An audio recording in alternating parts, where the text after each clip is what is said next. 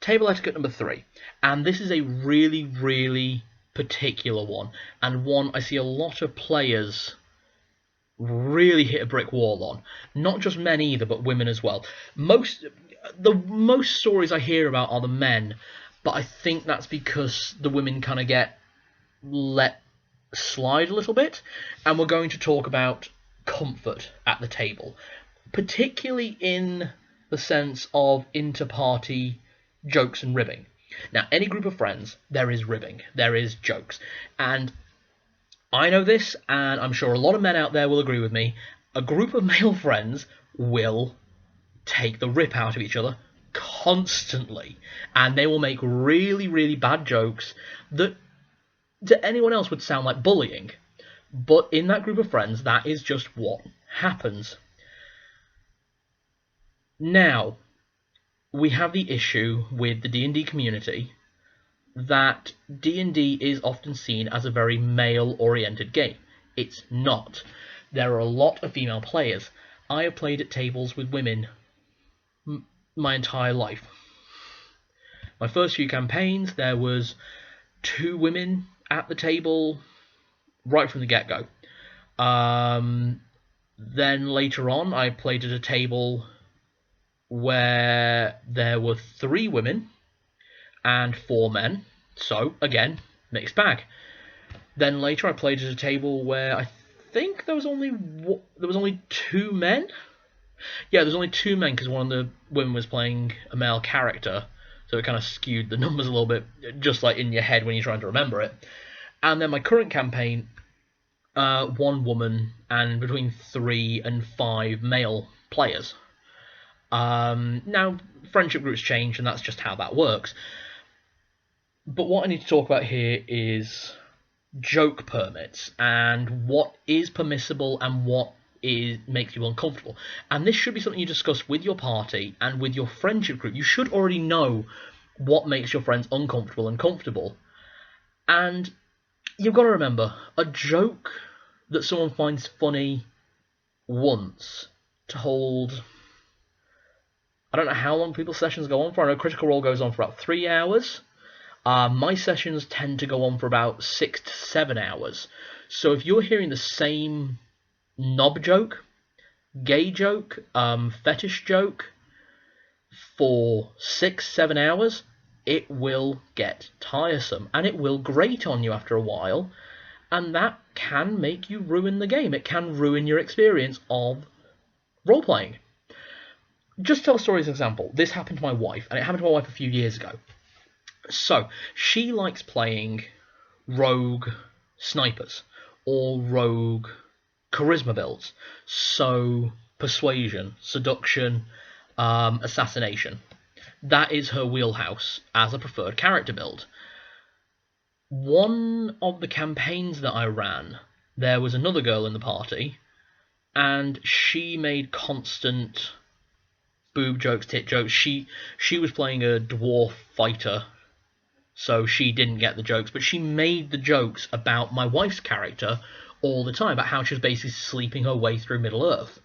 Now, she wasn't. At no point in the game has she seduced someone to sleep with them. But these were the jokes being made, and the rest of the table joined in to an extent. She was the worst, but people followed suit. And as a GM, and as her husband, to be fair, I should have known this was upsetting her. It's on me that I didn't. And it was only later that she told me this. When she did tell me, I did try to take the party in hand, but things were too far established, and it caused the table to fall apart. The dwarf fighter felt like she was being picked on for making these jokes. The rest of the table, like, they're innocent jokes. She knows we're joking. She did know they were joking, but it was too much over too long a period of time. And that's where the problem lies. You can know someone is joking for 7 hours, but you hear the same joke for 7 hours, you are going to start getting hurt, or you are going to start not finding it funny anymore. It's really quite simple. And this happens a lot. Like, I've heard stories of female players basically fetishizing gay characters and playing as gay characters to enact a fetish, which has made gay people at the table very uncomfortable. Because of course it would. I've felt it to an extent as well. I'm actually Italian, and I've had it at a table where someone has decided to play an Italian character, and they have put on a really awful Fonzie impression. And yeah, I joked along with it, but after 6 hours, you want to stove their head in.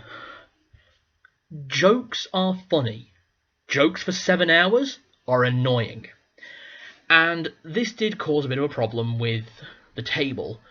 Now that table devolved and we started playing with a different group, but my wife was so upset by this, she only started playing male characters. She started playing male fighters or male hunters and rangers, because she thought if she didn't play a female character, the jokes wouldn't be told. And annoyingly, they weren't. When she played a male character, she got none of the jokes. The jokes she tended to get were things like the blender, because she'd rip everything to pieces.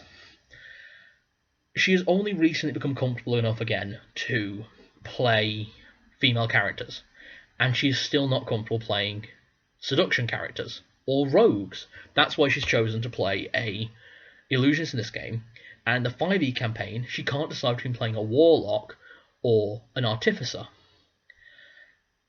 even though her favourite class is rogue. And that's the thing, we need as a community to understand what it's not what jokes you tell, it's is there any variety in the jokes? Is the table okay with the jokes? Is the party comfortable? Is everyone happy at the table? Because if only one person is happy at the table, that's not right. And if only one person at the table is happy, only one person at the table has to go. And it's not fair for a game to devolve because of one person who can't change their repertoire of jokes. So, I know there's going to be a bit of a rant and a bit of a rage, but it is something that does end games.